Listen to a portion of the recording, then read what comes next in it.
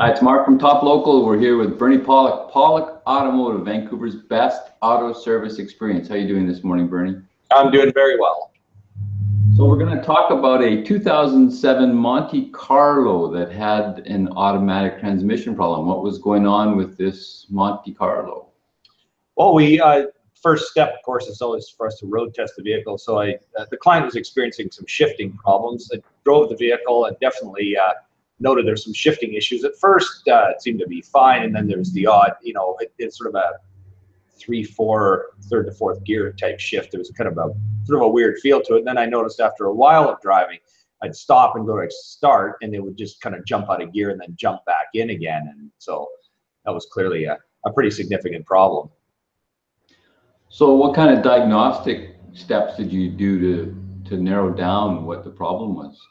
Well, first thing, of course, is a road test to verify the concern, which we did. Second, plug a scan tool into the vehicle. I mean, it's an 07. There's lots of computer controls in the transmission.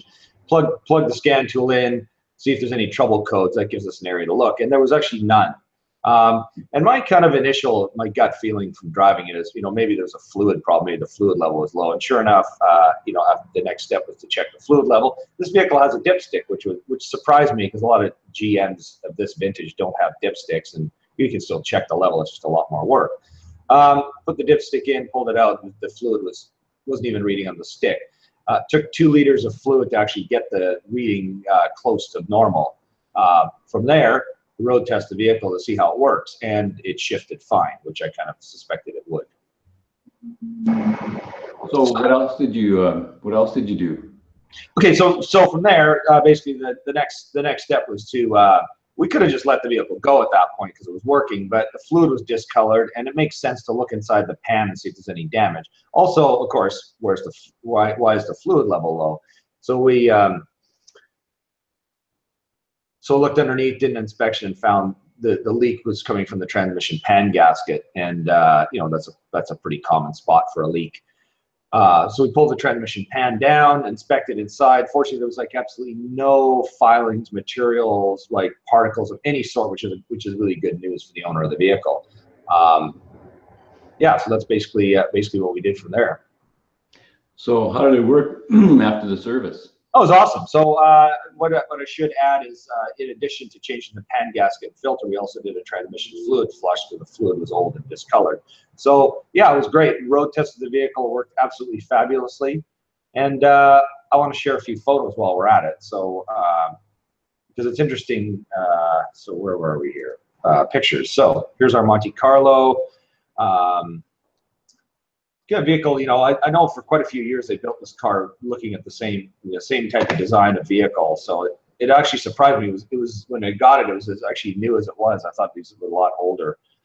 Anyway, so here's the transmission pan that we took out. Now, I'm going to share a couple of photos of this pan. So this is the pan, and this area here, someone has used a cork gasket and put some silicone or some right stuff gasket sealer on there.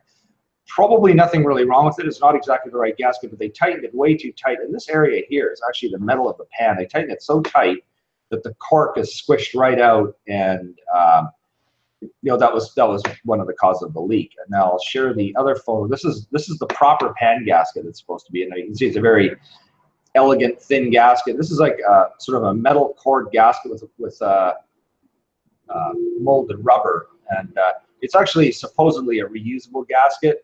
We normally change them, but you can take them off and reuse them. They're meant for multi-purpose use. So again, we put the proper gasket on with the filter, and it worked fine. So we don't see a lot of these Monte Carlos. How are they? Pretty good cars. And say, yeah, we really don't see many of these cars. I don't think they made a lot of them, but when you open the hood, it's a typical GM vehicle of that vintage. I'm trying to think of others, but there's other Chevys, there's Pontiacs and Buicks that, if you look under the hood, they have the same, engine configuration, same transmission.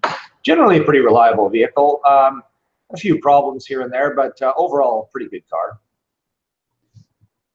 All right, so if you're looking for service for your GM vehicle, the guys to see in Vancouver are Pawlik Automotive. You can reach them at 604-327-7112 or check out their website, pawlikautomotive.com. Thanks, Bernie. Thanks, Mark.